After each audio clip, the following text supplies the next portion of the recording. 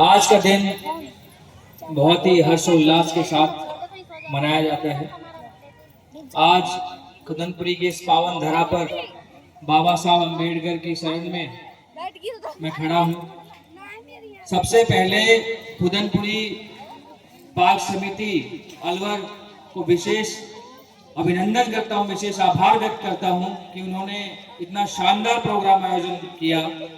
और आप सभी को भी थोड़ी देर पहले जो बाबा साहब की जीवनी दिखाई गई, उस जीवनी में आपने देखा होगा कि बाबा साहब ने कितना संघर्ष किया। बाबा साहब को आज हम क्यों पूछते हैं, क्यों मानते हैं, क्यों सम्मान देते हैं, इसका उदाहरण आपने इस वीडियो के माध्यम से देखा। यहाँ मातृशक्ति की संख्या बहुत ज्यादा है।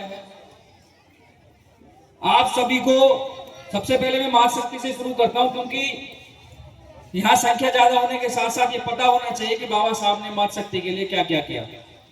पूरे विश्व, पूरे भारतवर्ष के लिए बाबा साहब ने किया। हम शुरुआत करते हैं मातृशक्ति से। आपने एक बिल का नाम सुना होगा, हिंदू कोड बिल। इसका जिक्र आपने बहुत पढ़ा होगा, आपने गूगल पे सर्च करके देखा होगा, बड़े बड़े नेताओं के भाषणों में भी सुना होगा। लेकिन ये हिंदू कोड बिल है क्या? जब बाबा साहब पहली बार कानून मंत्री बने तो उन्होंने संसद में एक बिल पास किया, बिल लेकर आए, Hindu code bill. Hindu code bill ये था कि इस बिल से पहले कभी भी महिलाओं को संपत्ति में कोई भी अधिकार नहीं था, पुरुषों के बराबर खड़ा होने का अधिकार नहीं था, घूंघट से बाहर निकलकर आजादी से बात करने का अधिकार नहीं था। वो तब तक पैरों की जूती समझी जाती थी। तो पूरे भारतवर्ष की महिलाओं के लिए सम्मान की बात है कि जब बाबा साहब ने वो बिल पेश किया और पूरे एमपीओ ने, जितने भी एमपी उस सदन में बैठे थे, सभी ने उसका विरोध किया कि नहीं, हम महिलाओं को अधिकार नहीं दे सकते, हम महिलाओं का शोषण कर सकते हैं पर उनका अधिकार नहीं देंगे। तब बाबा साहब ने कहा ऐसी संसद में रहने का कोई फायदा नहीं है जहां हमारी मातृशक्ति को बराबर खड़े होने का अधिकार नहीं देते हुए। तो ऐसे परिस्थितियों में बाबा साहब ने अपने पद से इस्तीफा दे दिया। आप सोच सकते हैं कोई दे सकता है ऐसा इस्तीफा आज के समय में? 14 अप्रैल 1891 को बाबा साहब का जन्म हुआ और जन्म के साथ साथ उनके साथ जो विकट समस्याएं थी, छुआछूत, असमानता, इतना कुछ सहा है उन्होंने। जब आप अगली वाली मूवी देखेंगे इसके बाद तो मैं गारंटी देता हूं कि सबकी आंखों में आंसू होंगे। किन परिस्थितियों में हम गुजरे हैं, हमारे पूर्वज कैसे कैसे उन्होंने मतलब जख्म सहे हैं, आप सोच नहीं सकते। आज हम सब राजा बन के रहते हैं उनकी बदौलत। वो संघर्ष यहां तक लेकर आए हैं। आज जहां भी आप देखते हैं 14 अप्रैल के समय में एक जय भीम का नारा लगता है। मैंने भी अपनी शुरुआत जय भीम से की थी। आपने बहुत सुना होगा जय जय जय जय जय भीम, जय भीम, जय भीम, हर जगह आप गूंजता है। ये जय भीम की शुरुआत कैसे हुई? किसने सबसे पहले जय भीम का नारा दिया? आप सोच सकते हैं? किसने सुना है? चलिए हाथ खड़ा, कोई बता सकता है? हाथ खड़ा कीजिए, किसने सुना है ये चीज? Very good. पूरे प्रांगण में सिर्फ एक हाथ खड़ा हुआ हमारी बहन का। बहुत जागरूक है। अच्छा, अभी और भी खड़े हुए, बहुत अच्छी बात है, बहुत शानदार बात है।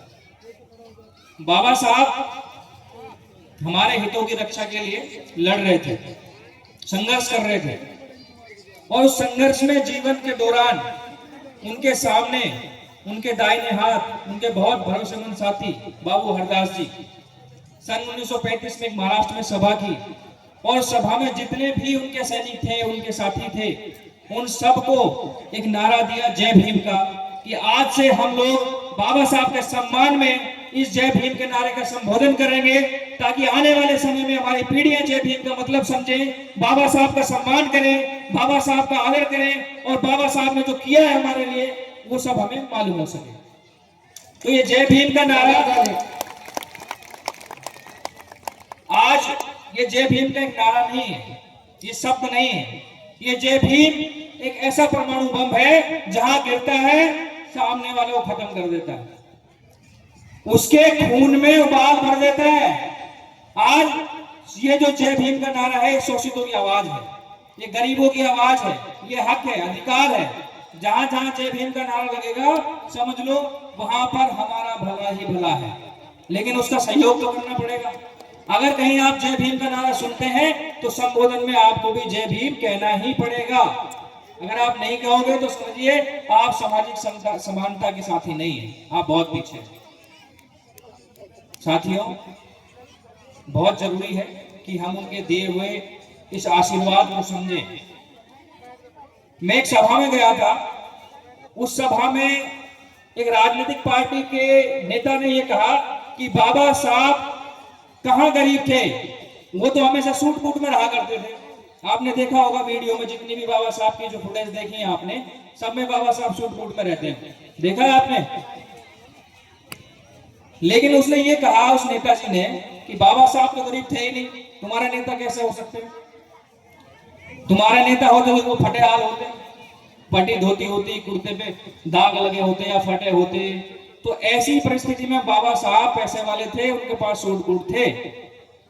सम्मानित साथियों, मैं आपको बता देना चाहता हूं, इस मंच के माध्यम से नेताजी को जवाब देना चाहता हूं। हालांकि मैं वहां पे उसको मुंह पे जवाब दे आया था, लेकिन आज आप सभी को फिर से बता देना चाहता हूं, बाबा साहब ने सूट बूट इसलिए पहना कि उस दौर में हमारे लोगों के पास कपड़े नहीं थे, पढ़ने का अधिकार नहीं था, धन रखने का अधिकार नहीं था। बाबा साहब की वजह से आज मैं कुर्ता पहन के खड़ा हूं, आप लोग सूट बूट में हैं, आप लोग बहुत अच्छी स्थिति में बैठे हैं, मैं बोल रहा हूं, आप सुन रहे हैं। ऐसी जो स्थिति आज लाए हैं वो बाबा साहब की बदौलत लाए हैं। और बाबा साहब ने महाराष्ट्र में एक भाषण के दौरान कहा कि मैं सूट बूट इसलिए पहनता हूं ताकि मेरे से प्रेरणा ले सके, मेरे आने वाली पीढ़ियां सूट बूट में रह सके, और जब तक मेरी आने वाली पीढ़ियां, मेरे वंशज सूट बूट में नहीं होंगे, मैं सूट बूट का पीछा छोड़ने वाला नहीं हूं। तो बाबा साहब को अब अगर कोई आपसे सवाल पूछे तो उसको जवाब देना बनता है, छोड़ना मत उसको, क्योंकि हमारे कमजोर स्टूडेंट का हम हाथ नहीं छोड़ते हैं, उसको जबरदस्त जवाब दे के आना है, छोड़ना नहीं है। साथियों, अभी आपने देखा फुटेज में एक फोटो आया था लंदन ऑफ इकोनॉमिक्स, पढ़ा होगा आपने, देखा होगा। जब आप वीडियो चल रही थी उसमें आप ऑब्जर्व करते हो नहीं करते, देखते नहीं देखते, बस खाली सुनते सुनते हो। तो लंदन ऑफ इकोनॉमिक्स स्कूल से बाबा साहब ने डिग्रियां की। आप सोच सकते हो कि एक सब्जेक्ट से, एक विषय में एक व्यक्ति कितनी डिग्रियां कर सकता है? 1 2 3 4 5, आप कोई संख्या बताइए, 5 10 11 12 कितनी? आप सोच सकते हैं लंदन ऑफ इकोनॉमिक्स से सिर्फ इकोनॉमिक्स में बाबा साहब ने 27 डिग्रियां की, 27। ये गर्व की बात है हम सबके लिए, ये विश्व रिकॉर्ड है हम सबके लिए। आपने पढ़ा कोलंबिया यूनिवर्सिटी ऑफ अमेरिका, देखा आपने यहाँ पे। उस यूनिवर्सिटी में जब बाबा साहब वहां पे पढ़े, पढ़ने के दौरान वहां के जो टीचर्स थे उनको लगा कि इससे ज्यादा मेधावी छात्र आज तक नहीं आया इस यूनिवर्सिटी में। और गर्व की बात तो अब है, तालियां आपकी इस बात पे बजनी चाहिए कि आज तक भी बाबा साहब से मेधावी कोई आया नहीं इस यूनिवर्सिटी में। ये गर्व की बात है। उस शख्स ने हमारे लिए क्या क्या किया है। बाबा साहब ने, पढ़ाई हर व्यक्ति करता है, हम भी कर रहे हैं, आपके बच्चे भी कर रहे हैं, हमारे सारे भाई बहन कर रहे हैं, लेकिन वो पढ़ाई हम अपने लिए कर रहे हैं। लेकिन ये शख्स जो आप सामने देख रहे हैं, बाबा साहब, इन्होंने पढ़ाई हमारे लिए की, इन्होंने पढ़ाई पूरे समाज के लिए की, इन्होंने पढ़ाई हमारे वर्ग को उत्थान करने के लिए की। ये सोच, ये जोश, ये जज्बा हर किसी में नहीं होता, इसीलिए वो बाबा साहब हैं, इसीलिए वो बाबा साहब हैं, इसीलिए हम उनको परम पिता परमेश्वर कहते हैं, इसलिए परम पूज्य बाबा साहब कहते हैं। ये गर्व की बात है। एक गोलमेज सम्मेलन का भी जिक्र हुआ, आपने वीडियो में देखा। गोलमेज सम्मेलन हुआ कि भारत को आजादी कैसे दी जाए, भारत की समस्याओं पर चर्चा होती है कि समस्याओं को दूर कैसे किया जाए। अंग्रेजों का दौर चल रहा था, फर्स्ट गोलमेज सम्मेलन हुआ।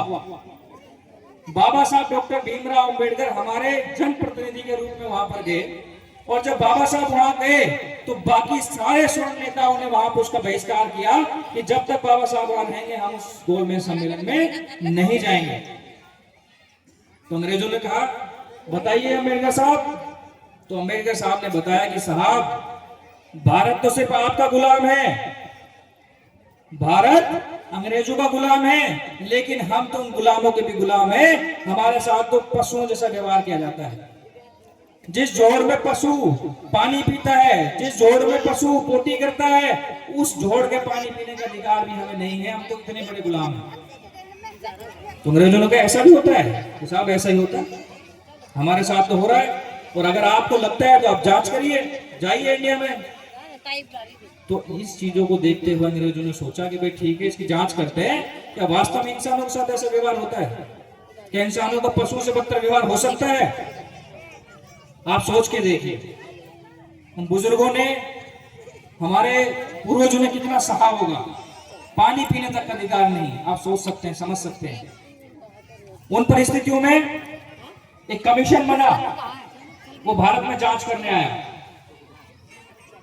अब जब ये महाराज गांधी जी को पता लगा कि यार अंग्रेज आ गए, साइमन यहाँ पे आया है, कमीशन यहाँ पे आया है, तो जरूर पता लग जाएगा कि हम लोग कैसे अत्याचार करते हैं दलितों के साथ, गरीबों के साथ, पिछड़ों के साथ। अब ऐसी कंडीशन में देखिए कितना चालबाज नेता थे, कितने चालबाज नेता रहे होंगे उस जमाने में हमारे अधिकारों का शोषण करने के लिए।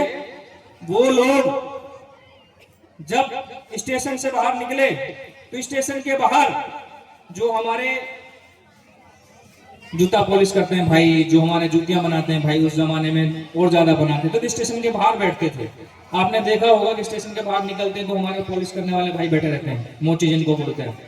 अब वो साथी साइमन जब बाहर आए तो उन्होंने देखा, उनसे पूछा हाँ भैया बताओ तुम्हारे साथ अत्याचार होता है? तो उन्होंने कहा साहब हमारे साथ अत्याचार नहीं होता। अब अम्बेडकर जी साइड में खड़े, वो सोचे यार ये क्या हुआ, मैं इन लोगों के लिए लड़ता हूं, इन लोगों के लिए मर रहा हूं, लेकिन ये कह रहे हैं हमारे साथ अत्याचार ही नहीं होता, ऐसा कैसे हो सकता है?